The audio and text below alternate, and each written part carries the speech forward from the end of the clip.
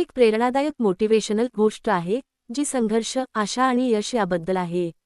गोष्टीचं नाव दगड फोडणारा माणूस. कधी कधी आपल्याला वाटतं आपण कितीही मेहनत केली तरी आपलं नशीब आपल्याला यशाचं दार उघडून देत नाही. पण कधी तुम्ही विचार केलाय का खऱ्या शक्तीचा अर्थ नेमका काय असतो?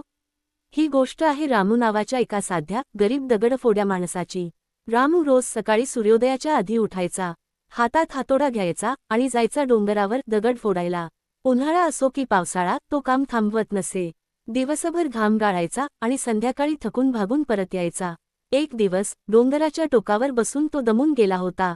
त्याने आकाशाकडे पाहिलं आणि मनात विचार केला, मी इतकी मेहनत करतो पण माझं आयुष्य तसंच आहे, फाटके कपडे, रिकामं पोट, थकलेलं शरीर. का नाही मी एखादा श्रीमंत माणूस झालो असतो? तेवढ्यात एक चमत्कार झाला. आकाशातून एक तेजस्वी प्रकाश उतरला आणि एक दैवी शक्ती त्याच्यासमोर उभी राहिली. रामू, ती म्हणाली, तुझ्या मनात जी इच्छा आहे ती पूर्ण होईल. तू आता जमीनदार आहेस. क्षणात रामूच्या अंगावर रेशमी कपडे आले, त्याच्या भोवती नोकर उभे राहिले आणि तो घोड्यावरून मिरवू लागला. गावकऱ्यांनी त्याला वाकून नमस्कार केला. पण हे सुख फार काळ टिकलं नाही. काही दिवसांत त्याने पाहिलं की सगळ्यात जास्त लोक ज्या माणसाला झुकून वंदन करत होते तो होता राजा. रामू म्हणाला, राजा व्हायचं हाच खरा मान. त्या दैवी शक्तीने पुन्हा त्याला राजा बनवलं. सिंहासन, राजमहल, हत्ती, सैन्य, सगळं त्याच्या आज्ञेत. पण काही दिवसांनी त्याला जाणवलं की प्रखर सूर्य त्या सैन्याला थांबवतोय, त्याच्या सत्तेलाही आव्हान देतोय. रामू म्हणाला, सूर्यच खरा शक्तिशाली आहे.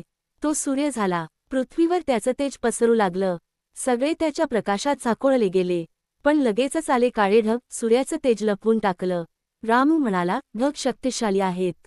तो ढग झाला, पण वाऱ्याने ते ढगही उडवून लावले. मग तो वारा झाला. वाऱ्याने सगळ्यांना हलवलं, झाडं, घरे, पाणी. पण एकच गोष्ट वाऱ्याने हलवू शकली नाही. तो होता एक प्रचंड डोंगर. रामू म्हणाला, हा डोंगर खरा बलाढ्य आहे. मी डोंगर होईन. आणि तो झाला. तो आता डोंगर होता, अचल, अडथळ्यांसारखा मजबूत.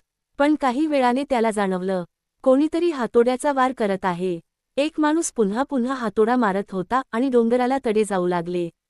रामू त्या माणसाकडे पाहतो. तो कोणी होता माहितीये? तोच रामू, दगडफोड्या. खरं सामर्थ्य कुठं आहे? राजात, सूर्यात, वाऱ्यात नाही. खरं सामर्थ्य आहे त्या माणसात जो मेहनत करतो, जेव्हा कोणी पाहत नाही तेव्हा देखील. जो लढतो, जो झगडतो, जो थकतो पण थांबत नाही. रामूने शेवटी स्वतःच्या हातातली खरी शक्ती ओळखली. ती होती त्याची मेहनत, त्याची जिद्द आणि त्याचा प्रयत्न. शेवटी एकच गोष्ट लक्षात ठेवा, तुमचं आयुष्य बदलवण्यासाठी तुम्हाला कोणाचं रूप घ्यायची गरज नाही. फक्त तुमचं खरं सामर्थ्य ओळखा आणि थांबू नका. अशा अनेक गोष्टी ऐकण्यासाठी लाईक आणि सबस्क्राईब करा.